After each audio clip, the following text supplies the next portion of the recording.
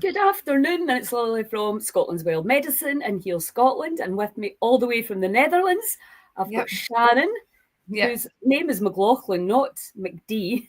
How are you doing? I'm good. I'm really good. How are you? I'm great. Busy, aren't you? Busy. We've just had 2 incredible festivals. Yeah. And I have to say, going into places you've never been before is a little bit more of a challenge. You know, once you know the halls, once you know the area, etc., it's easier. But I have to say, Aberfeldy and Nairn, phenomenal, beautiful places, and perfect for the kind of stuff that we do, which is getting out into nature. Although it's definitely getting a wee bit chillier. In Aberfeldy, it was still nice, and then a week on, the temperature had dropped. But anyway, I'm delighted that you're coming to Strontian and that you're going to be bringing us the Wim Hof method on the Sunday. So I just wanted you to come on because I know that you're teaching over there as well. Mm-hmm. And I also know that when you're an instructor and you're on the website, you're getting the latest and greatest training and all the latest information that's coming out. So first of all, tell us how you got into it and why you're so passionate about it.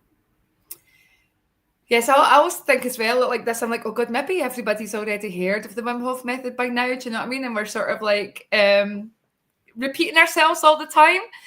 But just in case there's anybody out there that hasn't heard my personal story, I got into it purely because living here in Holland and having various different autoimmune illnesses, the worst having been an anaphylactic shock, which almost killed myself and my unborn child. So I was 34 weeks pregnant when I went into anaphylactic shock.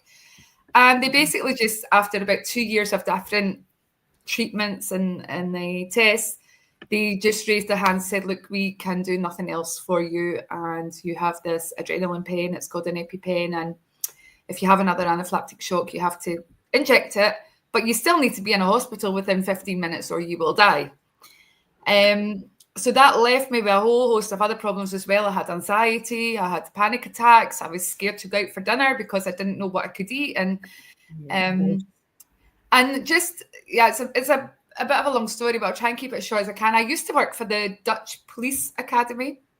And while I was working there, they came out with this program where they were taking people on the Kilimanjaro. And so they were taking 26 people on the Kilimanjaro, and they said, you can sign in. And I thought, I'm going to put my name down for that because I've done quite a lot of hill climbing when I lived in Scotland, and I loved being out in the mountains.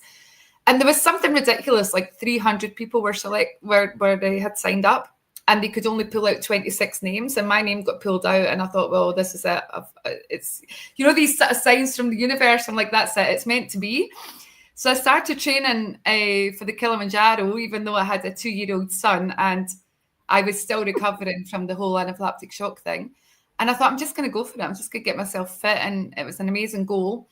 And while I was doing that, I came across the Wim Hof method because Wim, obviously, one of his records was having had done the Kilimanjaro in a record time and also just being, bare chested and all this kind of stuff.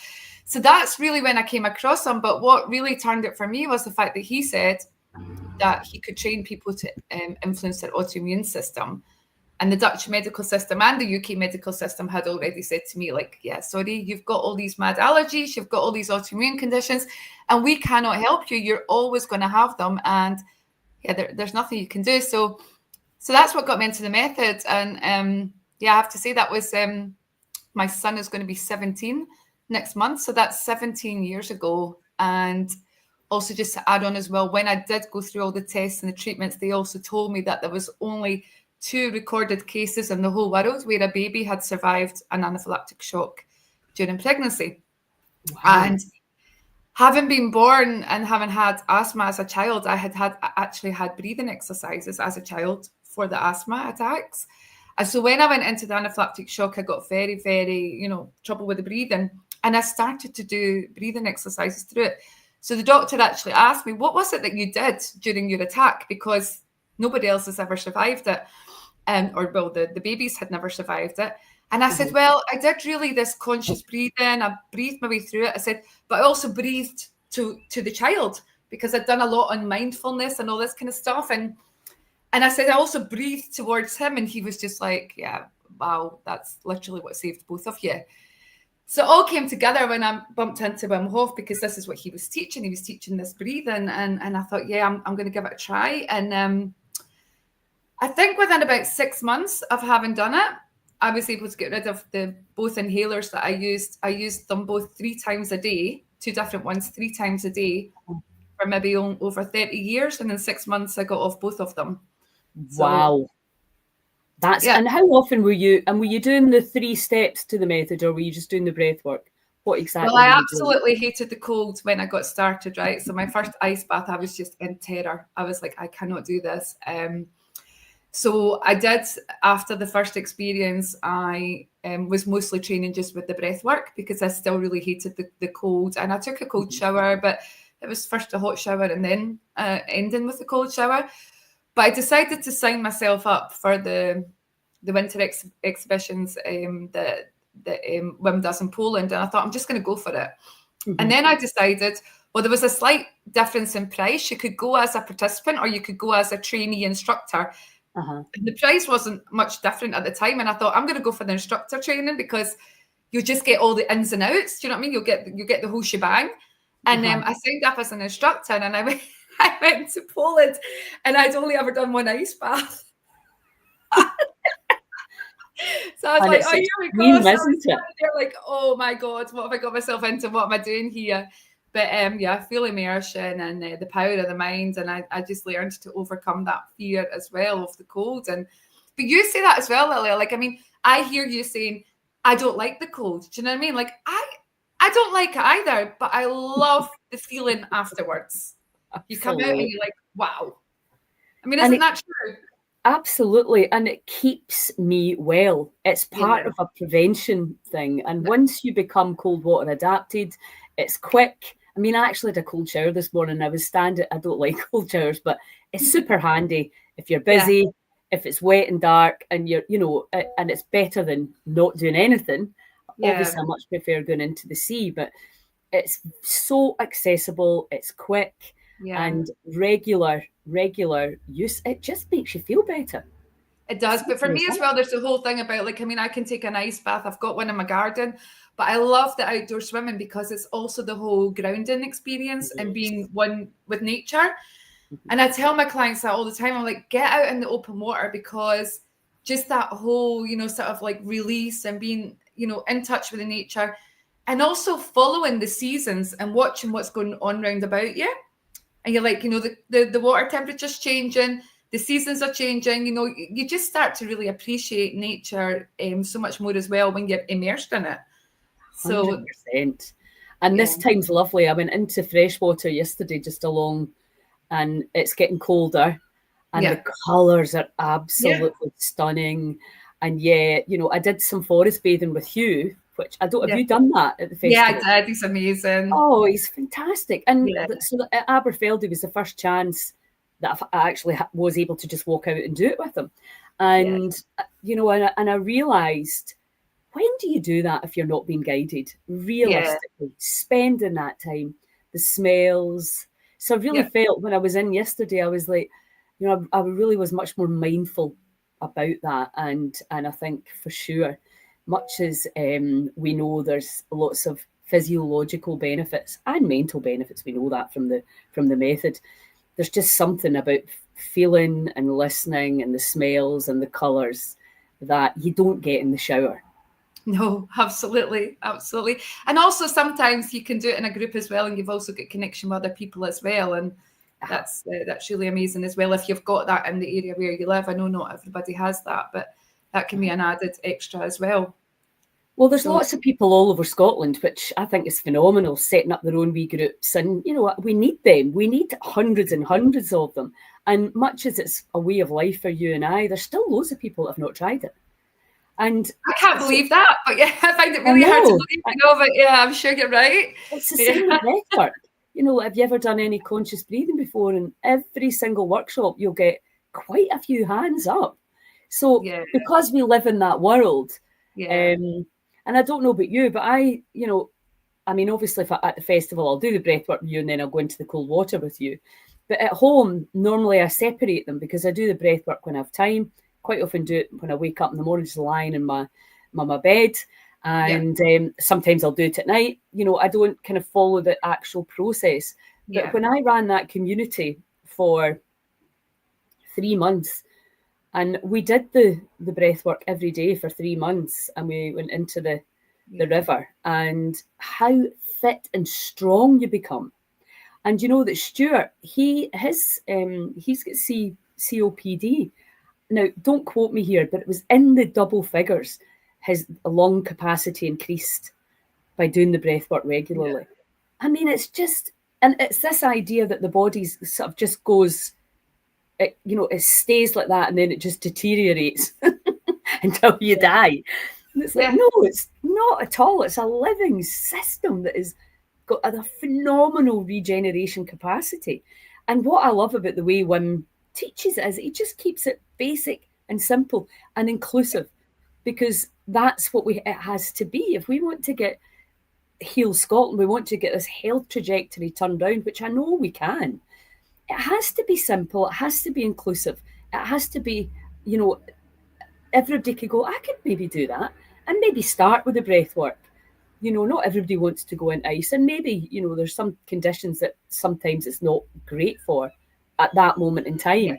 But it's really easy to tell yourself, oh, that's not good for me, when really what you mean is, I don't want to get cold. Yeah, absolutely. It's like when you've got to learn, you've got to try things and then feel it, like that's what Wim says as well, like feeling is understanding. Like it's very easy to say no when you haven't even tried it, but you'll have that as well when you lead breath work. But people come to the Wim Hof classes and they think, they're thinking about this ice bath the whole time, and they're not really thinking about the breathing. But the biggest impact is always the breath work. And at the end of it, they go, wow, and sometimes I have an off day and I stand there and I think, oh, my energy's not high today. I'm maybe not able to give it 100% like I normally do. There might be something going on. And I lead the breath work, and the response is always just, wow. You know what I mean? And it's just like, okay, amazing. It's the effects are just, they're so obvious. You just see the people, transforming in front of your eyes. And absolutely. But I do want to also say as well, for people that are like regular practitioners, because I know we've done this a lot, you've done all your festivals. I think it is important to also mention what people get out of it by coming again to another group class, because you can do it on your own at home every single morning, but as well, the group classes are just, they just add so much more to it, don't they? 100%. Yeah. The power of the collective.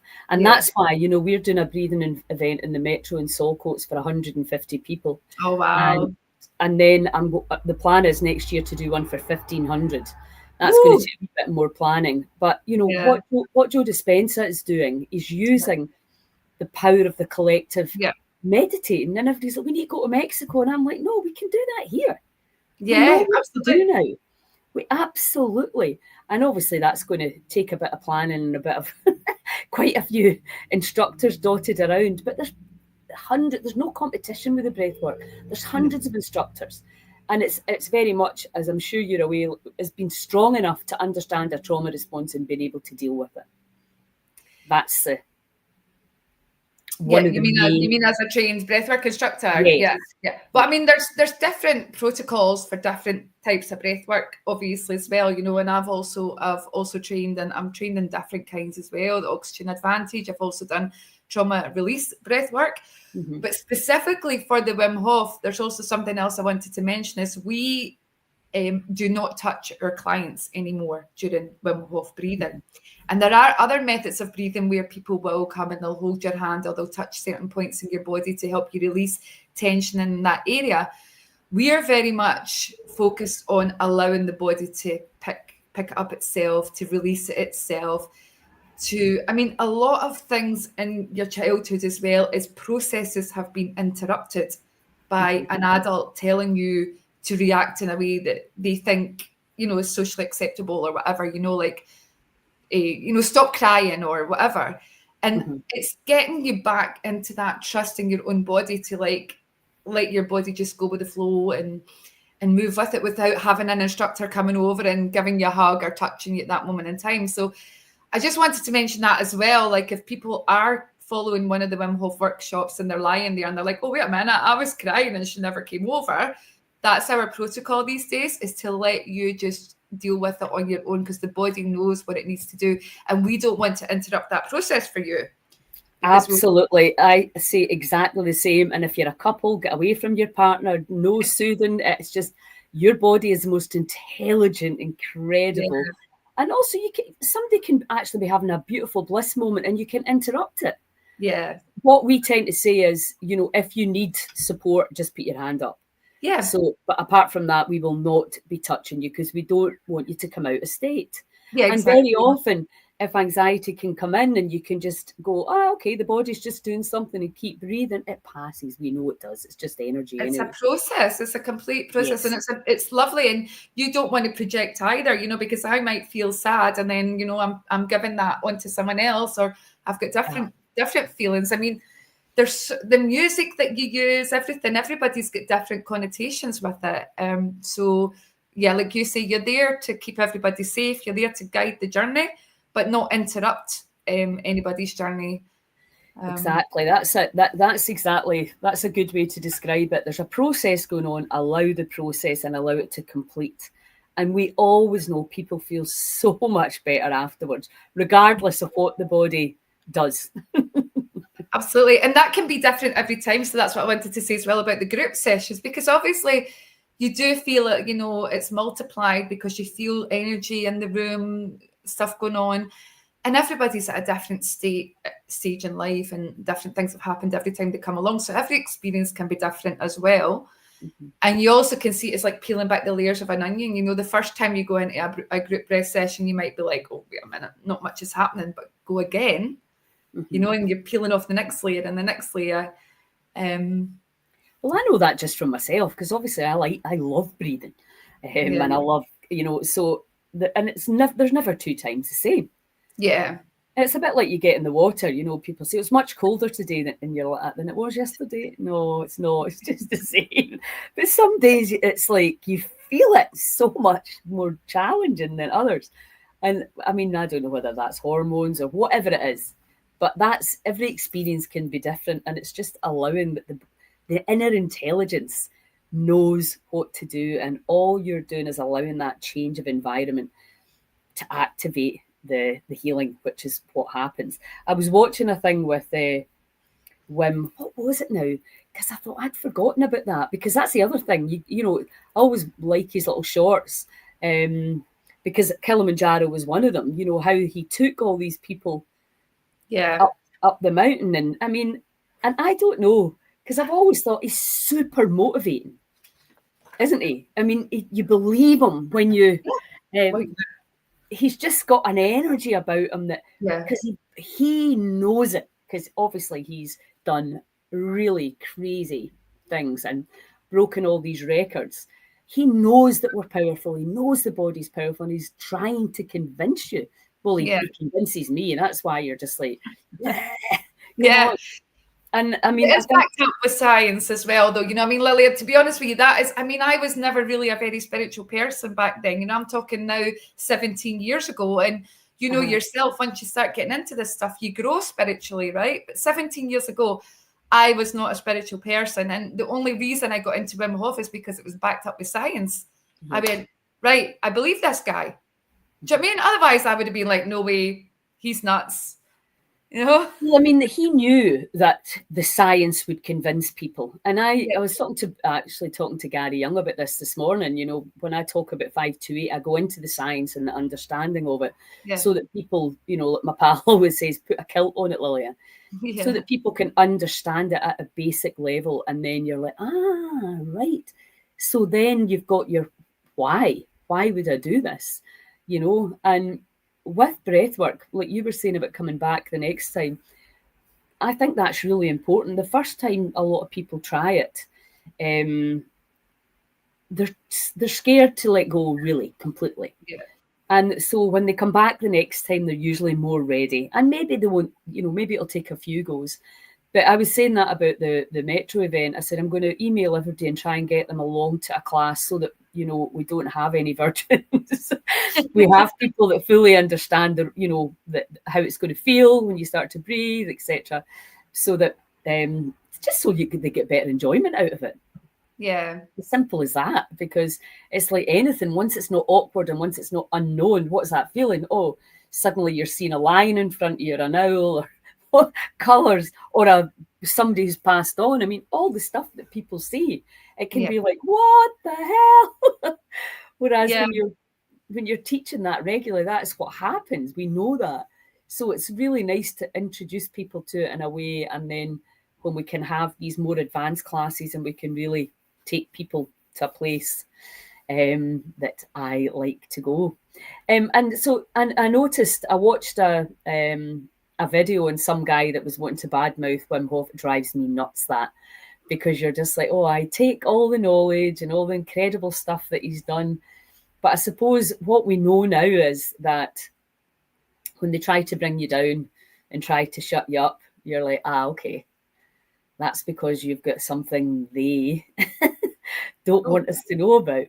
Yeah. I mean, you see it, Wim's, he's worked with a lot of celebrities. He's on all the major podcasts. I mean, so the more popular he becomes, the more haters he also gets along with it, and they do try and bring him down. But thankfully he's strong enough. Thankfully, the method is strong enough. Thankfully, the instructors are strong enough to keep on moving through this and to see it for what it is. I mean, that's the thing. I mean, I've known Wim since 2018, and, I do not have a bad word to say about that man. And I've seen him interact with clients. I've seen him, from what I've seen in my own eyes and the feeling that I get when I'm around him, then, that's the only way I can judge him. I'm not going to judge him for things that he did when he was, Absolutely. a young guy.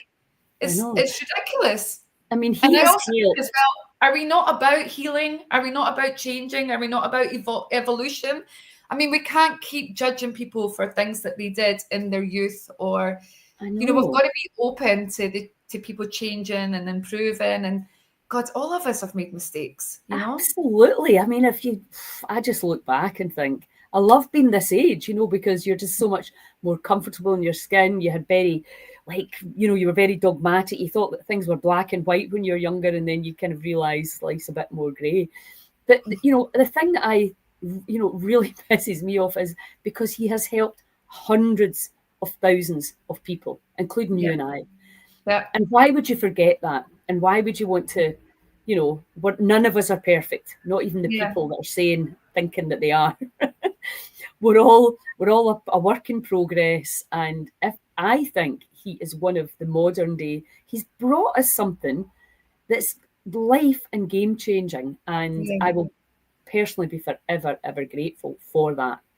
I'll always my great teachers, you never forget them. You always bring them into your teachings because that was your inspiration. And of course you put your own spin on it and your own style on it. And, as I don't know if I'd said to you, but I mean, I had no intentions of teaching breathwork because there's plenty of brilliant breathwork teachers. But the thing that was different with mine, obviously, was the Sedona method. Mm-hmm. And then kind of looking at the science and how I've been influenced and how I came to do was all the things that I've learned over the years. And I don't want a franchise. I'm just like, here's what I do. Here's how I do it. Here's the science behind it. Here's the testimonies that people are getting, and away, and let's get everybody breathing. And do it your own way. You don't want wee mini me's. Yes, you're going to take the basics and the structure and the understanding, we don't really do much breath holds, but you go away with that, with a structure of how to get, but breathe your own body and see what happens. There's so many, considering that we breathe in and we breathe out, it's quite incredible how many different variations there are. Yeah. And I'm sure you're going to do exactly the same as the oxygen advantage. I mean, I love Patrick McGlaughin. What he's been doing is remarkable, helping people heal in quite a different way. Yeah. But the thing I think really that Wim's done is managed to get to the masses. Yeah, absolutely. Absolutely. And I mean, although we've been talking about, a lot of people are into it these days, and you were talking about, some of the things that people can see during breath work and all this, like dead relatives. That's one that actually does come up a lot when I do breathwork classes. But you've also got to remember there are still a lot of people out there that actually do not know. I'll not say they don't know how to breathe. Their body doesn't know how to breathe, right? Mm-hmm. Because even though up here they listen to you and they're like, but the body doesn't do it automatically yet. And there's so many of them out there that are still struggling with that. So that's again why you need maybe more than just one session. You need to come back. You need to keep training it. You need to keep trying, because you've got to get to that point where you go, I mean, you'll know this, Lily. Somebody says to you tomorrow, right, lie down, we're going to do a breathwork session. You're there. Do you know what I mean? You're there immediately. But there's still a lot of people that it takes them so long to get into that state, to instruct the body to do what it needs to do, because they've been breathing wrong, let's not say wrong, dysfunctionally for so long that it takes a while to change that reaction. So I've had people come to a breathwork session and be like, nothing really happened. But I'm like, yeah, but you've not got it working properly yet, So keep practicing, come back next time. And those kind of like mind-blowing things that happen where, obviously next minute, your dead relative standing next to you, that happens after you've really trained it for quite a while for some people, yeah, that and I say that to people all the time, because we can tell by looking whether they're breathing or whether they're not. And also a lot of the muscles can actually get quite stuck, so to kind of warm up and it's a workout, right? Yeah. When you're going down into the diaphragm, if you're not used to doing that, you're kind of like, I remember when I started, I'd be like, when's this going to end? It was like going to the gym. I was looking forward to it, the bit at the end when I got my final retention. But obviously when you're breathwork fit and you're really comfortable with the changes in chemistry and the tingling and the whatever the hands and face are doing, and you can really go for it. I mean, it's just the most incredible. And once you can do it, free. It's free, because you can do it every day on your own at home, and you can use the water in nature and a wee cold shower. So it is, once you've learned the technique, it is actually free. Yeah. So, and does he still have the app? Because I'm just remembering during the community, I used the app every day. That's what we did. We breathed along to that.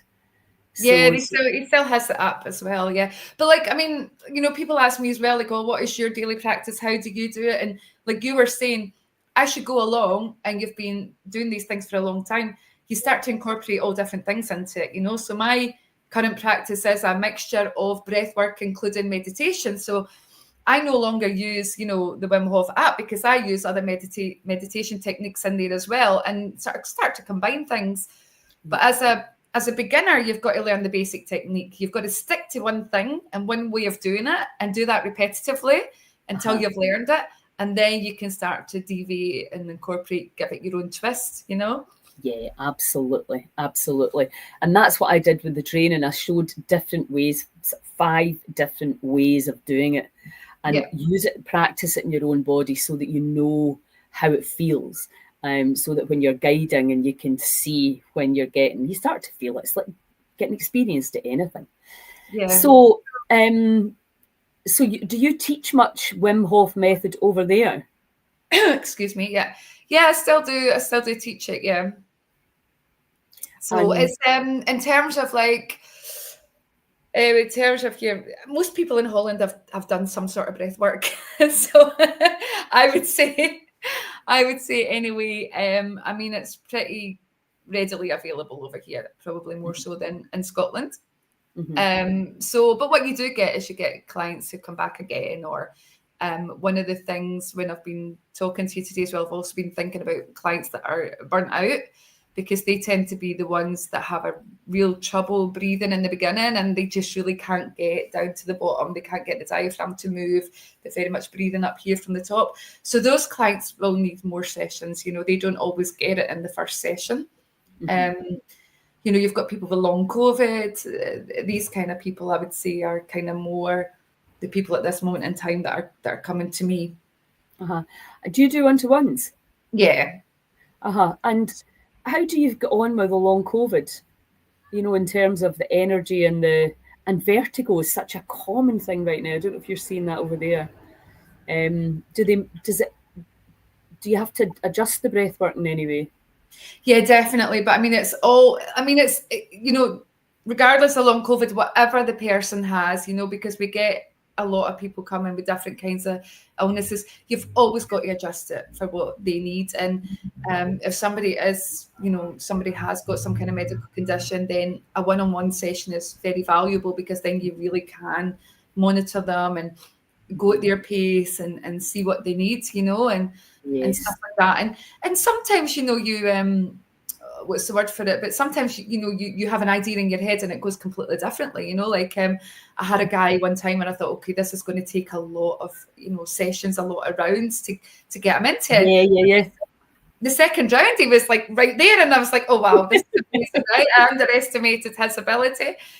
So that happens as well. But yeah, I've got a wee ice bath in my garden, and I tend to just do like a one-on-one session with them, and then do the ice bath afterwards. And with people with illness, start gradually, and then book them in for another session where you can then just keep building it up slowly.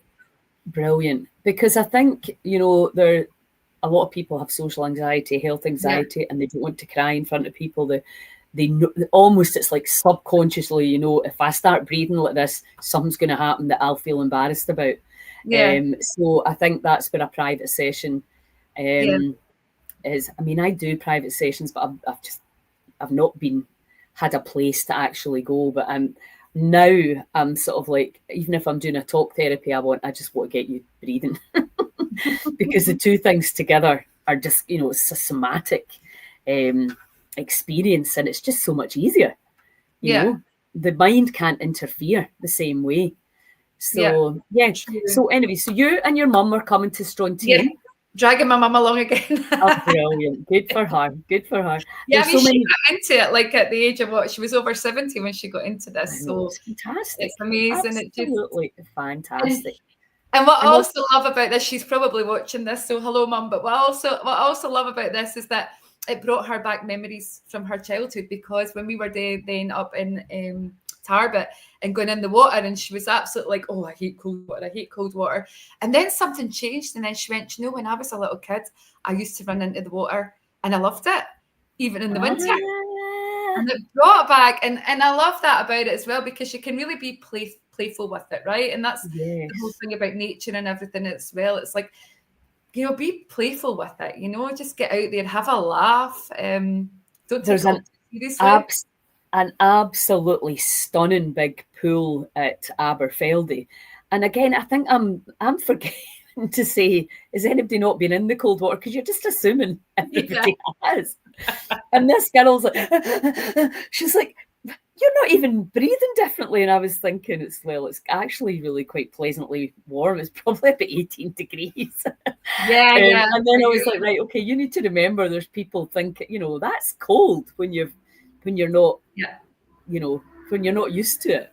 Yeah, it's something actually I've actually put together an ebook and a training manual on cold therapy training, specifically for that purpose of, there are so many people nowadays doing it, but if you're the one that's guiding it or taking people into the cold, there are so many different aspects that you should be aware of in terms of safety, and also for people practicing it on their own, that they need to be aware of so many different factors. Like I always say to them as well, cold therapy doesn't even need to be cold water, right? I mean, I put a wee post up on Instagram the other day. I was like just sitting outside with bare legs, and it was windy, and I was all covered in goosebumps, and I'm like, well, that's my cold therapy for the day, right? It doesn't need to be freezing cold water. Just anything that feels cold to you is already, turning on the thermoreceptors in your body and giving you a wake-up call. So I always tell people, so you've got to be very aware of that. If you're outdoors, the minute you leave and you walk to that water's edge, that's the cold therapy started, Yes, yeah, absolutely. Especially in Scotland. Well, I'm going to be taking some of my equipment, because I want to. Obviously, we just observed 2 world records, 1 successful, and 1 unbelievable attempt, and it's very, very interesting. and very, very stressful to watch, that I was like, I amazing. want to start using some of my equipment to measure what's happening, because it seems to me that you're getting an effect very similar to fasting, but obviously it gets, because the body just goes shh and starts going into survival mode, which would probably take you 24, 48 hours fasting. So I want to see, what I can see. I know from my own experience back in the COVID days when we're in lockdown, I did it on myself. My blood sugar dropped. I've seen it. I've seen all the chakras open up. So it's kind of, but I'd kind of forgotten about that. But it's kind of quite cool to let people see, it's like, look, I was doing it for a while. I was doing it before and after psilocybin ceremonies, after Cambo, because I just want to see the levels of stress, because obviously we know there's good stress and bad stress, but there's also bad stress that can be good stress eventually. So it's really interesting for people to, because we're so used to tests, right? And it's like, do you feel good? But you need somebody to tell you that you feel good, because your body's good. So when you can see that all your chakras have opened after an ice bath, it's like, wow. So that's another kind of incentive to go, right, okay, my body, much as it's uncomfortable. I was laughing because there was a guy in the ice and he went, I'm cold. It's like, you're packed in ice. And he's like, oh, it's really uncomfortable. I'm like, yeah. But that's it, cold doesn't always need to be uncomfortable. Like I get that a lot. Like I walk about, you're bare sleeved and stuff, and people are like, are you not cold? And I'll be like, yeah, I'm actually, but I'm enjoying it. I'm embracing it. I'm using it to my advantage, because I know that if I'm walking about here and I'm a bit chilly in an office, it's keeping me awake. It's keeping me alert. Do you know what I mean? My body's turned on. My metabolism's working. So I'd rather be sitting here working on my laptop and be a little bit cold than be all cozy and half asleep. Do you know what I mean? But it's like, cold is not always uncomfortable. We've just been taught to perceive it that way, I know. Well, I mean, I've spent a lot of time in the mountains snowboarding. I lived in Canada for years. So, exposed to pretty drastic minus temperatures, but with a different level of humidity, a really nice cold. So you could be like, I'm really cold, but I'm not, my core's not down. Yeah, exactly. Yeah. So I think that's a really good point. We all know that. You go to any conference and it gets hot and you end up falling asleep, even when you're really enjoying the talk. And also just the fact that we are actually meant to change temperature. And my friend Jason, did you meet Jason in Tarbert? Not sure. The guy with the kilt. Oh yeah. And he really opened my eyes to the clothes that we wear and how that, well, the frequency of the materials for a start, but also the fact that the body's, with these natural materials, wool, for example, how the body can interact with the elements the way it's meant to. And shoes, obviously, the way that he's at Strontian, there's going to be a shoemaking class. So can make our own shoes, because he makes his own shoes, so he's connected. So there's nothing cutting you off from the free flow of electrons.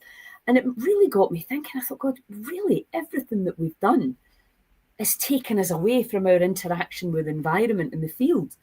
But we're paying that price of lack of energy, etc.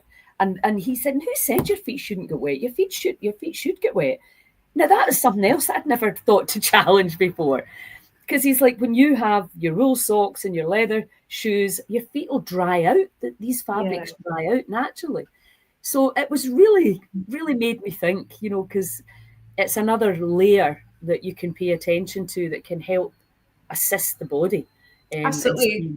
And how you raise your children, I mean, you see people over here, like, they wrap the kids up in a scarf and a hat and gloves before they've even been outside. And I'm like, well, how are you gauging? Like, are you looking on an app or something and seeing the temperature before you're wrapping your kid up? Or how are you gauging the outdoor temperature when you're indoors?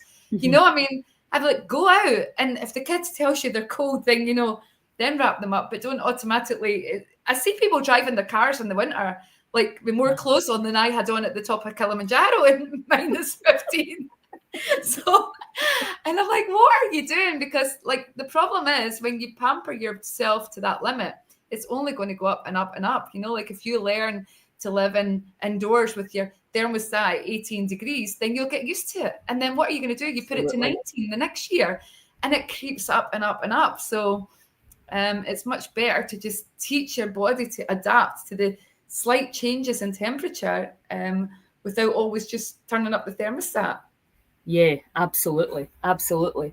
So you're going to be leading the breath work at 2 p.m. on the Sunday at Strontian.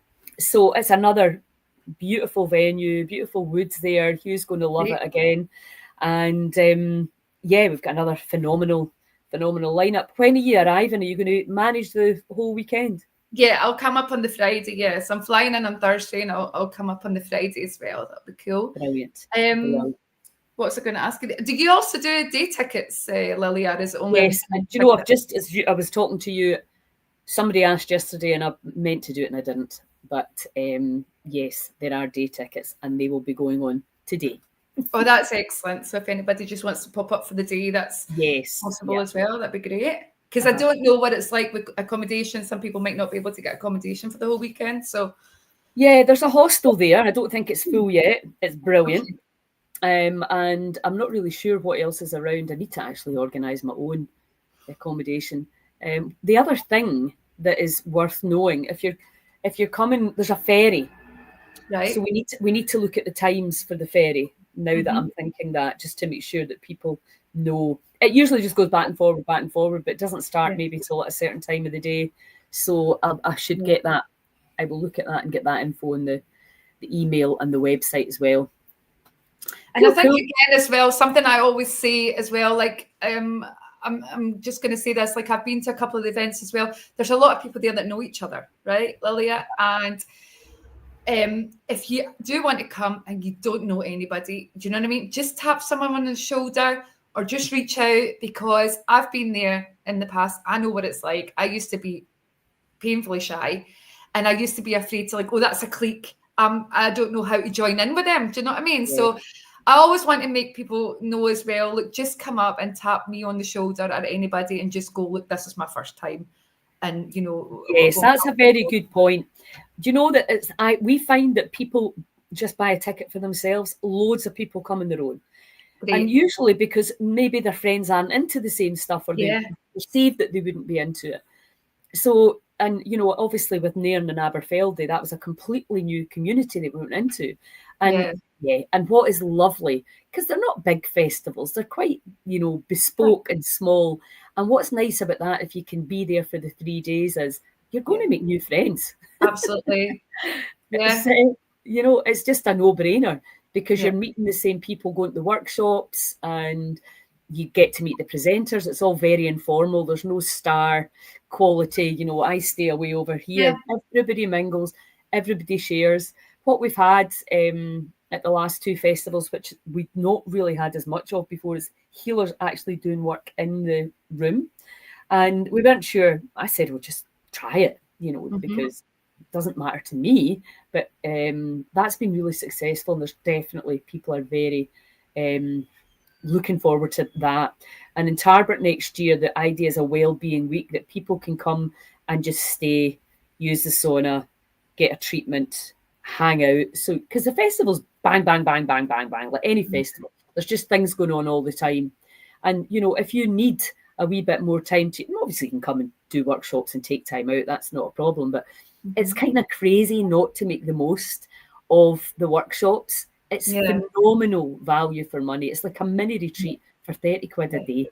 It really is. And even the presenters wrote to me and said, I feel better than I've felt in months after the festival. It's just a great weekend. Yeah, it's just a great atmosphere, and like you said, all these like-minded people together. And I think the whole thing as well is about just being, people are just so willing to share and to teach. And, you know, if there is something that you're not familiar with, you know, as you say, all the, you know, the workshop leaders and everybody, they're there, so you can ask questions even out with the workshop. If you are just new to or curious about different things. I mean, every time I've learned something new, you know, it's amazing. Me too. Every time. Even Claire and I always say that. I always learn something new from Claire. She's like always on my latest thing. And I think that's you know, in today's crazy world where we have burgeoning levels of dis-ease and autoimmune issues, when people realise that the drugs and the surgery aren't either an option or they're not working, well, where do I spend my money? Where do I go? So you can come to a festival and you can meet all these people and they will tell you if you're not the person for that, if they're not for you, they can recommend somebody else. Yeah. Because we all live in this world, and we all, every single person that presents has their own healing story, and they are they know what it's like to be sick quite often for years and how they've got out of it, and they want to share that with other people. So it's absolutely phenomenal. So listen, it's lovely to see you and really appreciate that you're coming, and I look forward to lying down on the Sunday and enjoying the Wim Hof method. So thanks a million, and tell your mum I'll see her there. Yeah, looking forward to it. Okay, see you soon. Awesome. Thank you. Bye.